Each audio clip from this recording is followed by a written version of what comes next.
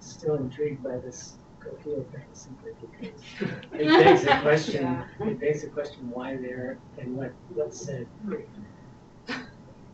Because if it's an invasive now, why is it invasive now? Because there might be clues in that about its treatment, and there might just be disturbance in there. Maybe it is, but why was it first in the coheel and it's actually native?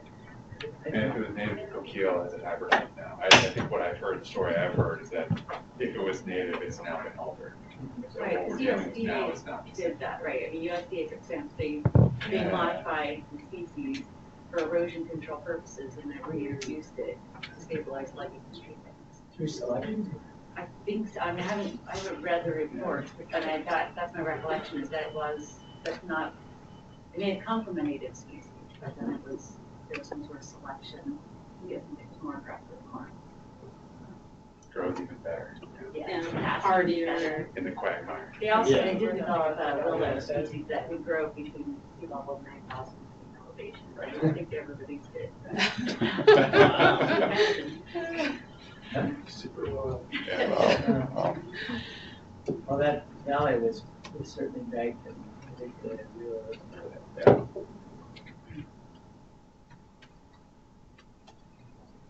Yeah. Yeah. The type that we work on is if there was a cold kind of grazing there too. It's hard to think of any site that didn't have some kind of agricultural grazing, in which they probably would have introduced something like this if that was, the case that USDA said, hey, given what This will work. yeah, use this, so much better. So likely that could be the case. Yeah, the literature also supports that if you add nutrients, it doesn't help the native species, it helps regenerative grass. They're much more capable of using those nutrients and outgrowing. So creating a nutrient-poor environment might actually favor the native species. And so I just think about grazing. Some of the conversations we've had about some of our restoration sites, some of the differences is how recently it was grazed.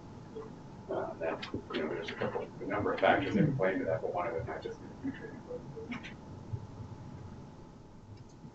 So I'm curious for both you, Ian and Tom, like what's your next step? Are you going to, I know you're continuing on with sort of the design that you have, but do you have thoughts on, like if you were going to start that study today, would you have done something different? Well, so one of for the experiment, the one question I have right now is if we're seeding some pretty expensive seed onto the ground and it's not germinating, then I think we need to change our approach around that. So that's a big question for me still. And so we'll see this year. If we don't see any kind of signature of seeded plants, then I think we might need to rethink what we're doing. Wow. And I probably do a little bit more variability in the depth, even though I said it's important to go to this, say 7.5 at this specific site. Probably would have done a little more, maybe 7.75, 8, and different side slopes to see if there is a discernible change with different shallower side slopes, steeper side slopes, those kind of questions, as well as invert of the targeted marshland. I think understanding different sediment types. Sediment varies from landscape to is it sands or clays or silts or loams or what's the organic content or things like that. Been lucky so far. And you've intuited that it would be a bad idea to cover an island, but it'd probably be nice to be a little more systematic about predicting where and when this method would work, whereas when it wouldn't. That might have to do with some quality. Yeah.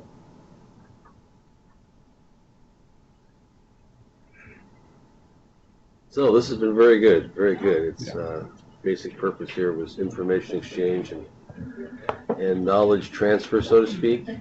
The question, I don't know who had it, but what happens next? Are there going to be any management implications that we would, I don't know, more formalize or something? And I guess that's to be determined. But Any thoughts on that from you guys, given, we've had a nice little 3 seminars on a particular topic, some good discussion about that.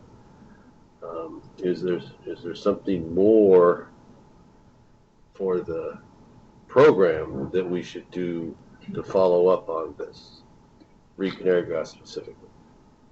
Any suggestions there? Well, in my mind, there's maybe some sort of a synthesis of findings, and on top of that, some sort of discussion about factors that may be the most important to use if you have the problem, if you're approaching the problem, what you should do in particular areas, that are prescribed for different types of situations. I don't know if they're at a point where they can do that yet, but recommendations for practice or something. Yeah, I don't want to say best practice, but I keep thinking of things like well, the water level, the August water level, and the accretion rates are kind of important in these situations. Is there some sort of other species that will hold space and outcompete Reed Canary Grass? That's a native. I don't know if cattails. Well, cattails are maybe one of the. I'm worried about a monoculture of cattails Right. in some of these sites. Rice cutgrass has a very similar growth form. Okay. Amy's favorite plant. Yeah. Cuts as you wade through it. So, She sometimes wears shorts in the field. Yeah, so I I don't don't know. want anybody to get hurt doing this. Yeah, so I mean, those, put your heads together and figure out make some sense of this and come up with some ideas, I would think, How common is rice cutgrass? I think I've only seen it once. It's pretty common. Yeah, on the freshwater tidal sites, yeah. But it doesn't, you run into patches of it, but you don't run into monocultures. So, other than the fact that Ian's site was set up to be this herbicide application experiment, would breakdown work there? And if not, why not? Where are the set of things? For like Candle Farm or. Yeah, or Kerry. Yeah, Kerry was. There, Jeff is going to have to remind me if they're scraped down in there. And Candle, you're going to run into clays, heavy silted clays really quickly. Okay. So that would have been a problem there. So that's like sort of in this triage of how you decide.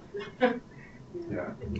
So going back to Janine's idea about the profile. And at Kerry, you could have downstream. Jeff, if Jeff is still on, could you answer that question? Yeah, we didn't even contemplate it. The site had subsided so far. We really weren't interested in losing any more elevation. And that gets at a question. Subsided. Oh, sorry, go ahead. Thank you. Okay. So that's another. And that gets at a question I have about the scrape down. It's just the pace of sea level rise versus the pace of sediment accretion. And, are these scrape down areas going to transition to a high marsh at all? Or even, if accretion rates keep pace with sea level rise, or if they don't, are they going to become, open water habitats? Yeah, it's a good question. And it also, like, what is a normal water year these days too? Yeah. So we're definitely gonna see sea level rise, but also are we gonna see less releases of the dams because of less snowpack and things like that, which really drive the hydrology at these sites.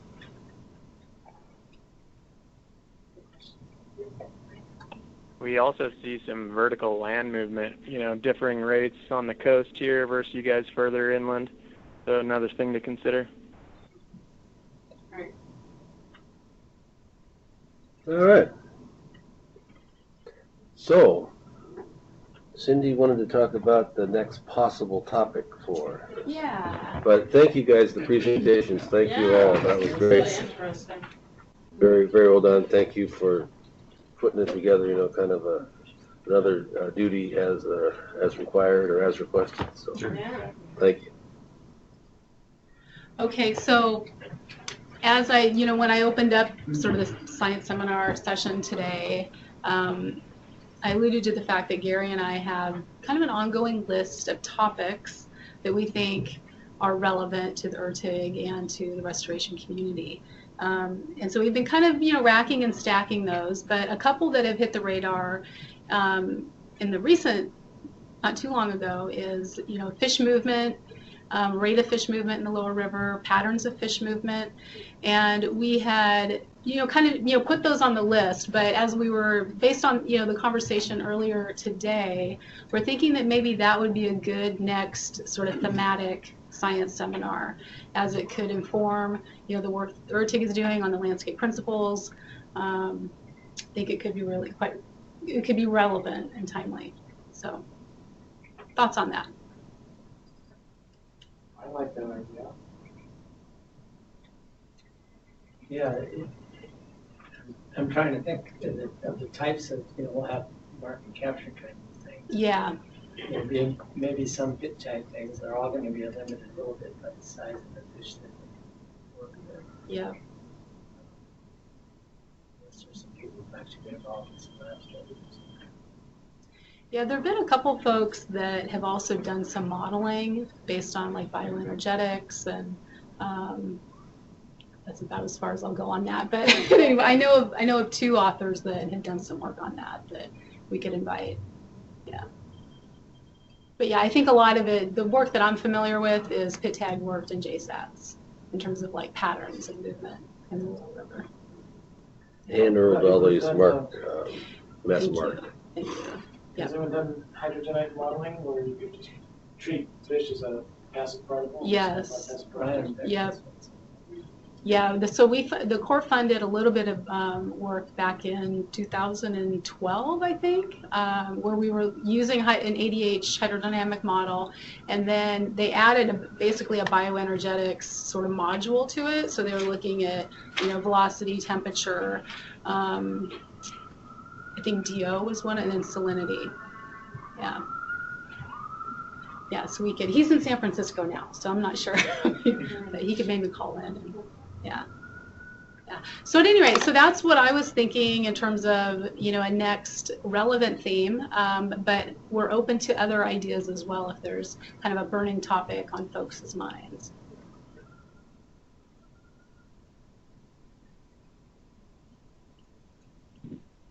All right then. Hey, Cindy and others, this is Alex on the phone.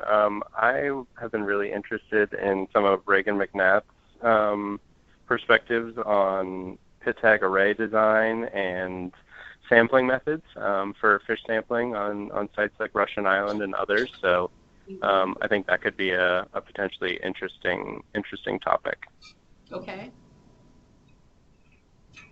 That's actually a really good idea. And I'll extend it a little bit to the thought that given the biases of fish size associated with tag, pit tag or JSOUT studies, and the costs of making friends with a smoke and following it around, what could we come up with could the practitioners come up with a new idea or a modified idea for a future study that would inform things like the landscape perspectives, assumptions? Mm-hmm.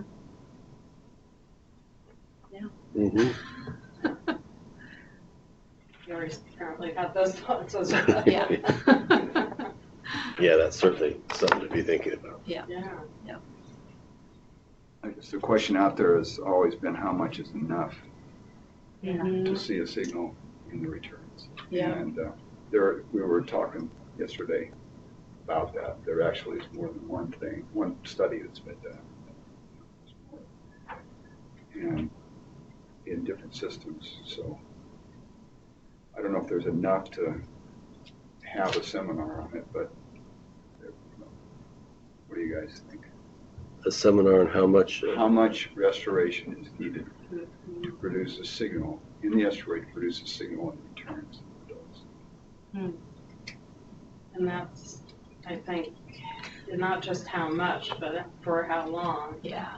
Given that, one of the underpinning hypotheses of restoration is, you know, that potentially we've lost some life history diversity, but how much do you have to do and how long do you have to wait if you're gonna get any of that back?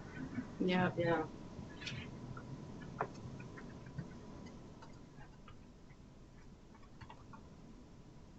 Okay.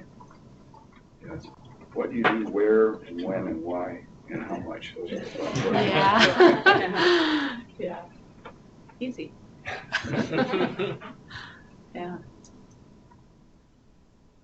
All right, good. Well, I'm seeing that it's about 3 o'clock here, and that's about how long we have the room for. Somebody out there? No. Oh, darn. Just kidding. This has been a great day for the ERTG and the steering committee and the community, the sponsors. Thank you all. Any parting comments or any questions or anything you want to bring up before we go? Anybody on the phone have anything to? No. Well, thank you, folks. Thank you, folks, very much. Then I'll send out an agenda for the next event. It'll be in May sometime. And we'll call it good. Thank you guys very much. Thanks. All right. Thanks. Thank you. I think we ran out of gas. Next time we'll bring down. Yeah.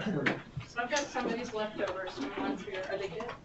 Cindy, could these be yours because you started out Oh, sitting over here? yes, that is I think mine are behind Ian, so don't roll backward too fast or you'll hear a splat. Well, that was good. Yeah, appreciate it. Yeah. I think it's gotten some good points for sure. So. Oh, I gotta go turn. I'll be right back and turn off the recording. I know you guys aren't all about that. I know, no. You had to clarify that. No. Yeah, that was really interesting. The results that you guys have. Yeah, I'm hopelessly